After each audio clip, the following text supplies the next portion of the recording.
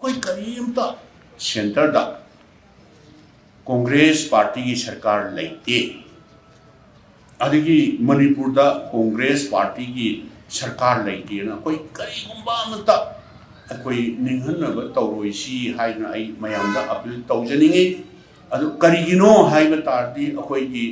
पास experience लोइना लोइना ना मणिपुर सी Bharat तिनग्रब मतुंदा India की संविधान यावरिबा फेडरल स्ट्रक्चर से सिदैदा अखोई ओपोजिशन रूलिंग की वार लेतिएबा ओपोजिशन ओइतार जो खोई फंगबम थोकपा शेयर हाइगद्रा चाकथुंग हाइगद्रा मदुदी मोइना कदौनुंदा नेग्लेक्ट तौबा पीदबा ngамदबा मतिक नतिएबा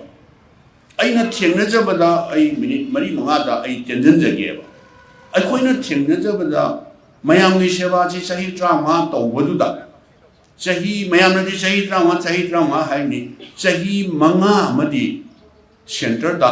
कांग्रेस की गवर्नमेंट लेतिएबा मयाम जो निंगसिंग बियोबा श्री अटल बिहारी वाजपेयी बीजेपी की प्राइम मिनिस्टर लेहिद्रबा लाई ओइरो प्राइम मिनिस्टर दो अदुना 2004 भो हाई तारे सेंटर दा माना प्राइम मिनिस्टर ओइरमेबा एल के अडवाणी मतमदुगी डिप्यूटी प्राइम मिनिस्टर ना होम मिनिस्टर ओइरमेबा 2002 दगी 2 3 4 सही अनि आदा बीजेपी की सेंटर लेबा मखादा कोई सिदा कांग्रेस की कोई अलायंस गवर्नमेंट से लेगिने 2004 द कप्तानी डॉक्टर मनमोहन सिंह लापदो अदगी डॉक्टर मनमोहन सिंह जी 2013 द लोइरे 14 दगी ना कोई गवर्नमेंट दुदी 17 भोग लेबनेबा present prime minister Narendra Modi सिना 14 दगी 14 15 16 17 सही अहुम अमा मोदी की मखादा अदुगा सही अनि मना अटल बिहारी वाजपेयी मंगाना सही मंगा दो सही मंगा दुदा अखोई की सिक्किम ताना मोइना पीबा ngамदब नति मोइ मतिक नति फेडरल स्ट्रक्चर सिदा स्टेट अमगी फंगबम थोकबा हाइबसे सिदी बीजेपी सरकार नति न पीदबा ngамबगी मतिक नतिएबा मोइना हौजिक सु यंबियो मणिपुर सिना बीजेपी स्टेट गवर्नमेंट ओइरा मी हाइग्राबा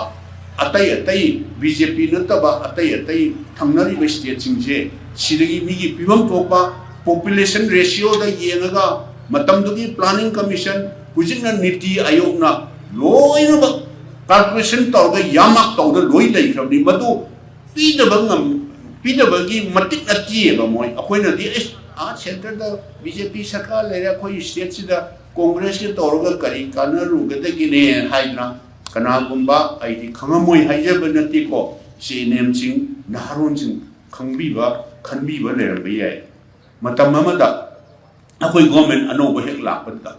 6 पे इंप्लीमेंट तौबा लेखिद्रबा लाइओरबा ओजानु पामचागी हाक्तपदा था तरुलो मंगार तरुलो कैनो अखोई दि रिसोर्स लेजदमनिना एम्प्लॉय मयाम जन निंजन बिरंगनिदा लेंजन बिबा हलम लाइबो सिंगसी तोलो पीबा पेंशन पीबा ngамदना तौदना अखोई दि रिसोर्स लेजदमनिना मतमदुदा आई दिल्ली चले हप्ता मरोम निंगाइबसी अपॉइंटमेंट सी पीदना असयंग नि चखरगदा युम चलगे हारगसु मणिपुर लेबा प्रजासिंग अखोई चीफ मिनिस्टर दिल्ली चखरे पैसा सोयना पुरकनी हाइबे वखन अइना हलगा प्रेस ना मणिपुर प्रजासिंग अइंगोन हंगबदा अइना खुंगदुसी करिनो हाइरोगा युमदसु चटपा ngамदब कमाई तौगदगेन अइना हयेंगदि थोगेदा केदौगनो ना हाइना तौर ले कांदा अइना लास्ट टाइम मोइना मैडम सोनिया गांधी दा अइना हायबा अइना मा उनरगा मैडम अइ असुमाइन तौबनी ngasi tarni sure ai sida leibese prime minister unabse phang moi chinbana oram yai aduga home minister ho unaba phangde kamai tawni sidi ai di thoe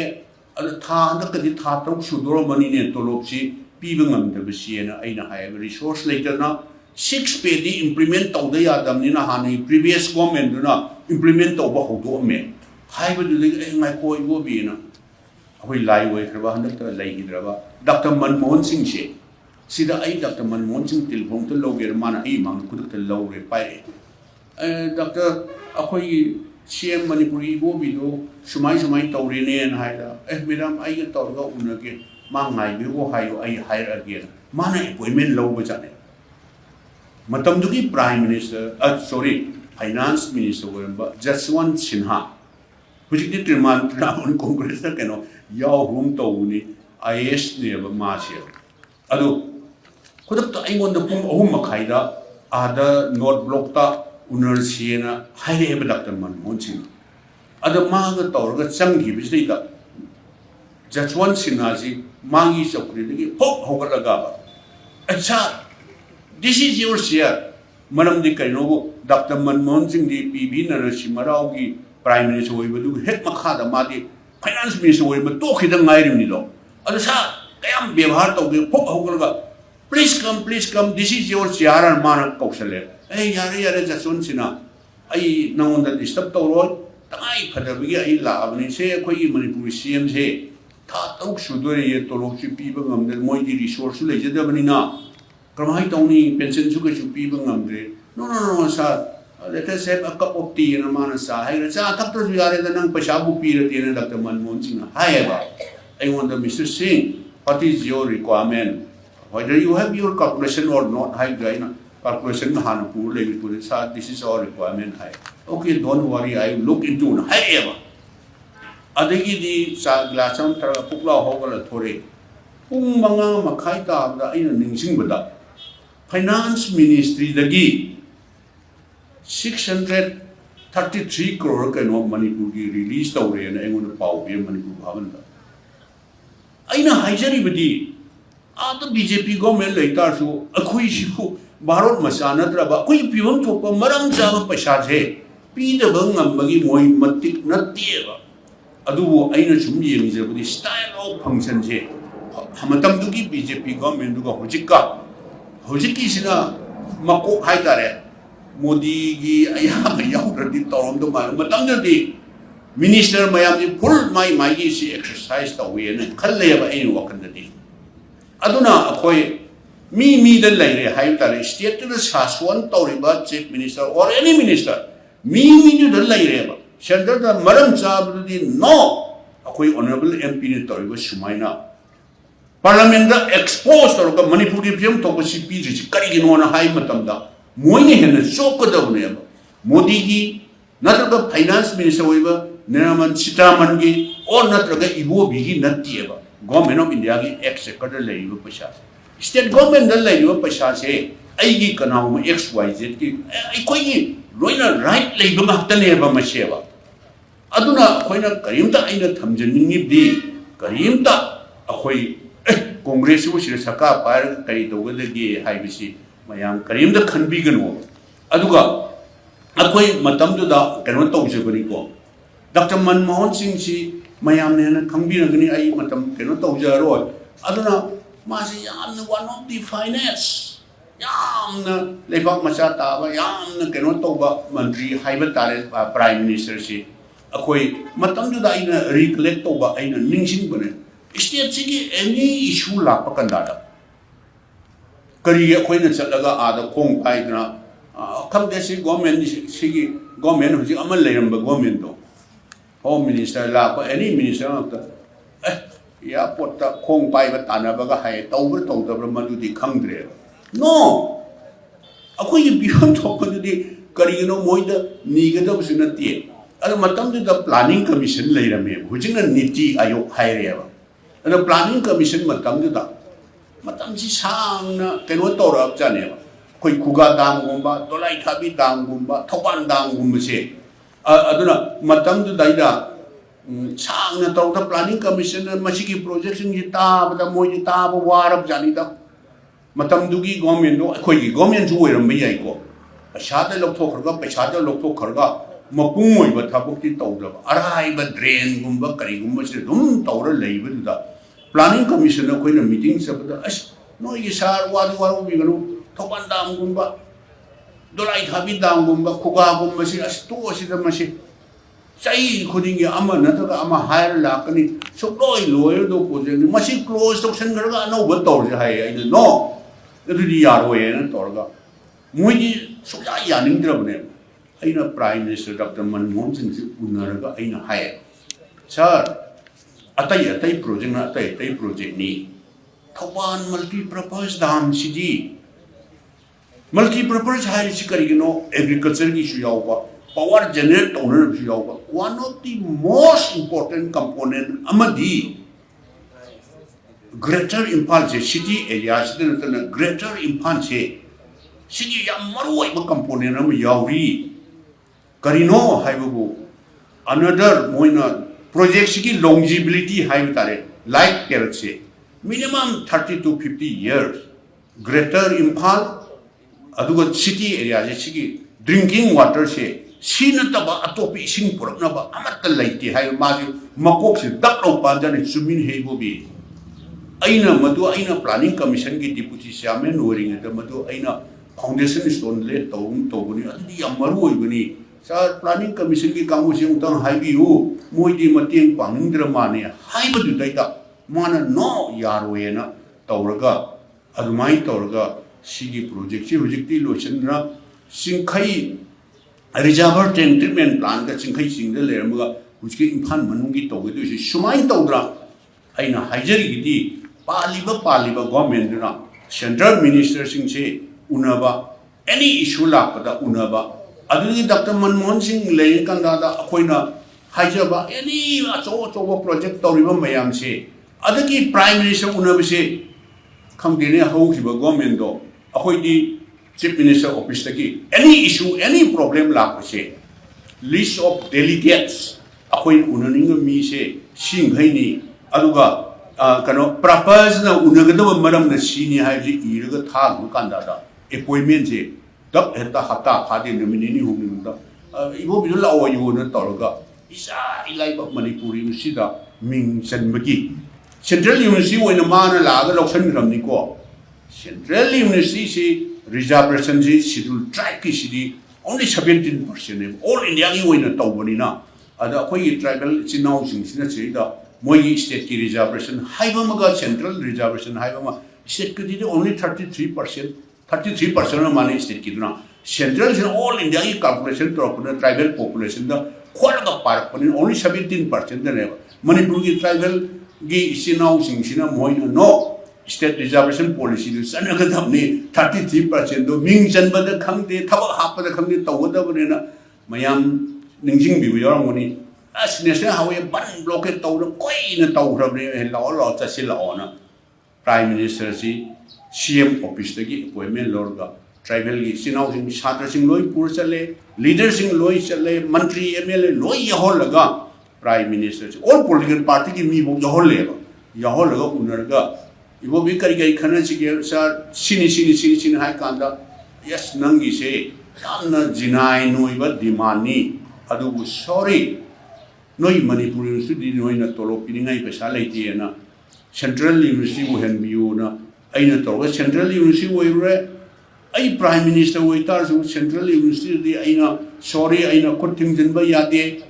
there is one university grant commission हाइबम ले reservation की करेंगे मोइने लोइने लेपनी आइना prime minister जो खुद थिंगजन बे जाती है high बदलती ट्राइबल सिनाउ जिन करेंगे लोइने ज्ञान तारे दो what else I can do I can help high बदल मोइ ऑफिसर मोइ हाना खनर ले रम जानी ला अद Indira Gandhi national open university अमा नंगी ट्राइबल की अंगांग जिन से हांगतुक पिरगे ना मयांग काम तो हांगतुक क्रिसे आइना हाइजबदी any problem any issue ले बसे BJP की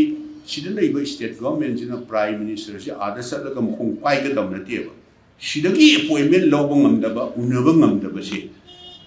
सिक करीनो कोई आई कान अंडरस्टैंड अखोई ज्ञान तादिए मतमदुदा मा लेंगदा नॉर्थ ईस्ट मणिपुर खक्त नते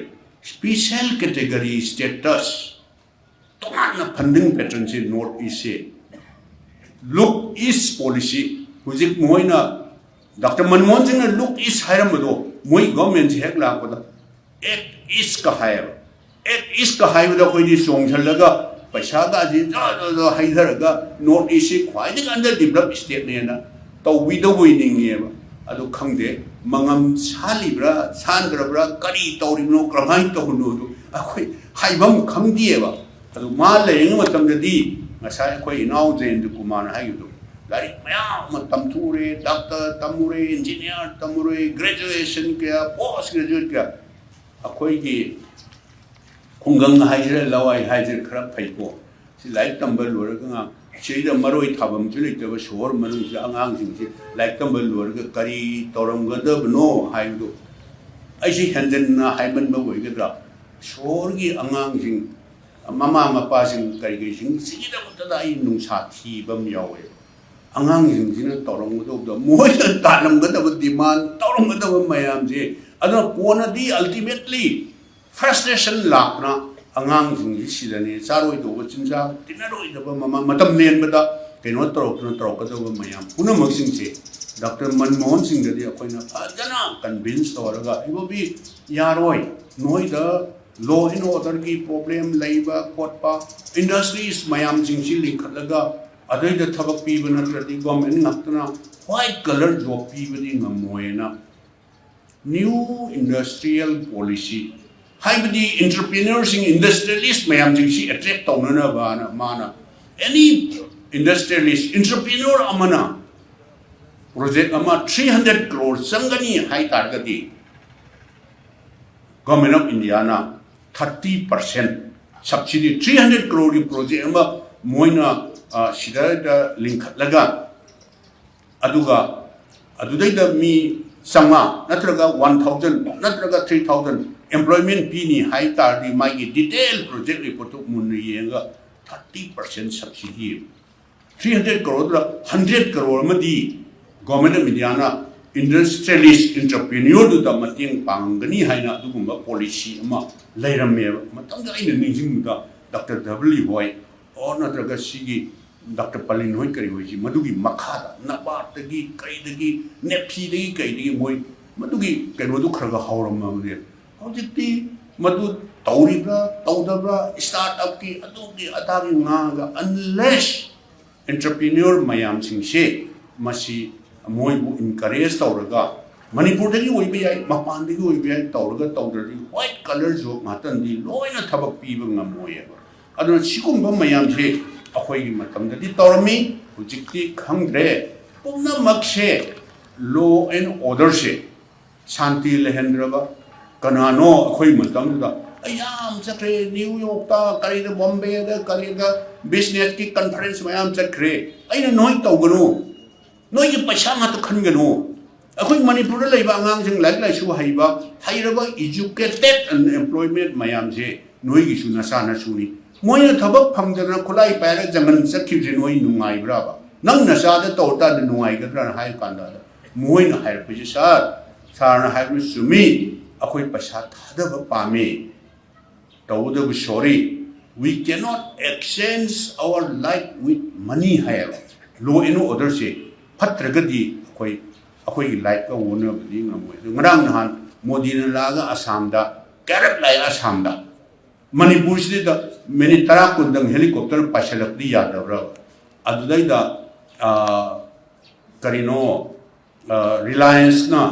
ꯇꯥꯇꯥꯒꯔ ꯀꯩꯅꯣ ꯒ꯭ꯌꯥꯁꯀꯤ ꯑꯆꯧꯕ ꯀꯩꯅꯣ ꯑꯃ ꯇꯧꯔꯤ ꯉꯔꯥꯡ ꯉꯁꯤꯗ ꯀꯩꯅꯣ ꯈꯕꯔꯗ ꯌꯥꯎꯋꯦꯕ ꯃꯣꯏ ꯑꯁꯥꯝꯗ ꯂꯤꯡꯈꯠꯀꯗꯧꯔꯦ ꯃꯤ 3 lakhs ꯍꯥꯏꯕ꯭ꯔꯥ ꯀꯩꯅꯣ ꯑꯗꯨ ꯑꯦꯝꯄ꯭ꯂꯣꯏꯃꯦꯟ ꯄꯤꯅꯦꯅ ꯑꯗꯨ ꯃꯣꯗꯤꯗꯨꯗꯤ ꯑꯁꯥꯝꯗ ꯂꯥꯛꯑꯒ ꯀꯥꯖꯤꯔꯪꯒꯗ ꯁꯥꯃꯨ ꯇꯣꯡꯉꯒ ꯈꯔ ꯍꯟꯈꯤꯒꯨꯝꯕ ꯀꯔꯤꯅꯣ ꯃꯅꯤꯄꯨꯔꯁꯤꯗ ꯃꯅꯤꯄꯨꯔꯒꯤ ꯄ꯭ꯔꯖꯥꯁꯤꯡꯁꯤ ꯀꯔꯤ ꯑꯣꯏꯅ ꯇꯤꯂꯥꯏ ꯈꯣꯝꯕꯤ ꯑꯣꯏꯅ ꯎꯔꯕꯖꯥꯠꯂꯥ ꯃꯁꯤ ꯁꯣꯛꯅ ꯄꯟꯅꯕ ꯌꯥꯗꯕꯅꯦꯅ ꯈꯜꯂꯕꯖꯥꯠꯂꯥ ꯑꯗꯨꯅ ꯃꯁꯤ ꯑꯩꯅ ꯃꯇꯝꯁꯨ ꯁꯥꯡꯖꯔꯣꯏ ꯍꯥꯏꯔꯒ ꯃꯇꯝ ꯁꯥꯡꯅ ꯂꯧꯈ꯭ꯔꯦ ꯃꯁꯤ ꯑꯩꯈꯣꯏ ꯖꯌꯟꯇꯒꯤꯁꯤ ꯅꯨꯡꯗꯥꯡ ꯋꯥꯏꯔꯝꯒꯨꯝꯕ ꯇꯧꯔꯗꯤ ꯄꯨꯡ 6-7 ꯐꯥꯎꯕ ꯉꯥꯡꯅꯔꯗꯤꯕ ꯑꯗꯨ ꯅꯨꯡꯉꯥꯏꯒꯗꯕꯅꯦꯕ ꯑꯗꯨꯅ ꯑꯩꯈꯣꯏ ꯀꯔꯤꯝꯇ ꯅꯤꯡꯍꯟꯅꯕꯤꯒꯅꯨ